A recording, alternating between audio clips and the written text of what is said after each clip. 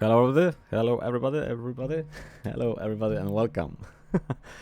It's Switch with another Diablo 2D2R video, and in this video I'm just going to show you guys the basically Runewords, or not even Runewords, the simple runes, what we can use in order to be more efficient when playing the game. Every character is supposed to do that, but keep that in mind when you're creating the first character that's supposed to be the Soul Crest, just simply because it's much easier and faster time to farm the other items for other characters. Anyway, so we're starting with not really Runewords, but the simple rune put, like as you can see, the helm with 2 open sockets, ral, fire resist. And why we want to do that on the level 19? Well, it's really good against the fight against the against the Diablo on the Act 4. Then we have the 2 open socket helm with rounds tier and tier, double tier, giving us +4 to mana after each kill, which is great for everybody. Not really, I just want to say for the caster, but for everybody, because everybody usually need the mana to fight, unless, I don't know, you're assassin or the barbarian, and well, maybe paladin on the beginning, like you just left click and you don't really need, but other than that, it's a really great source of replenish our mana. The item wise, we are trying to get the Ancient Pledge, which we obtaining the runes Ral or Tal from the Act 5 Barbarian when we finish the second quest. So we need to rescue the barbarians, and then we getting the runes as a reward. So we just need the any 3 open sockets shield base, and then we have the Ancient Pledge. Another thing what we're looking forward to, and will be really earlier than the spirit, is going to be the stealth. So this is amazing armor because it's going to stay until the items from nightmare or even the high difficulty. 25% faster run walk, 25% faster cast rate, 25% faster hit recovery. So this item is broken. It's just amazing. Level 17, obviously we want to do Tal F for our Mercenary and for ourselves, so it's great. Then we're looking for doing the lore or Soul, which is 1 to all skill, 10 to energy, lightning resist, and on top of that 2 mana after each kill. So before that we're using 4 mana to each kill, and then we're swapping to 1 to all level and the energy.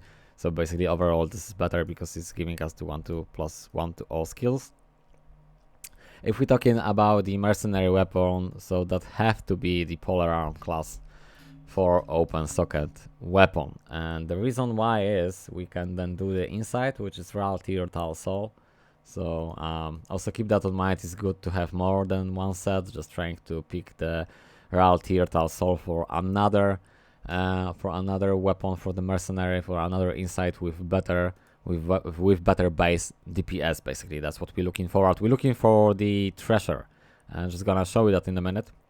Also keep that in mind, try to get as much as possible Tal Tool or Arm with Rune Hell, and again another set, 3rd, 4th, 5th, 6th, 7th, whatever, as much as you are possibly can get, just simply because the Spirit Shield and the Spirit Sword, they have possibility to roll the faster cast rate from 25 to 35. So if you roll like really low fast cast rate, you probably want to reroll that. And how you rerolling that? Firstly, you have to clean the base. So to clean the base of any item in the game with already like rune inside, you're putting the item you want to clean, you put in the Scroll of Portal and the rune hull, and you just transmute in the Canais Cube, and it will be like a base.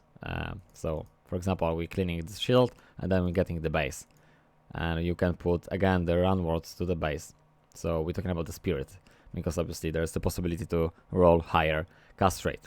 What about the Polar Arm? Why is the reason we gathering more sets? So we're just looking for the best DPS weapons. So firstly, when we're going to get the ethereal one base, so without any sockets, an ethereal one, like Treasure is the best, or one of the best, or the Colossus Vault CV for open sockets, or Treasure.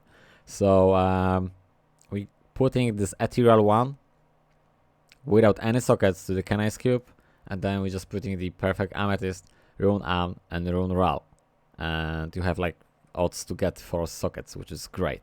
So I'm just going to show you guys right now just what we're looking forward to get on our mercenary.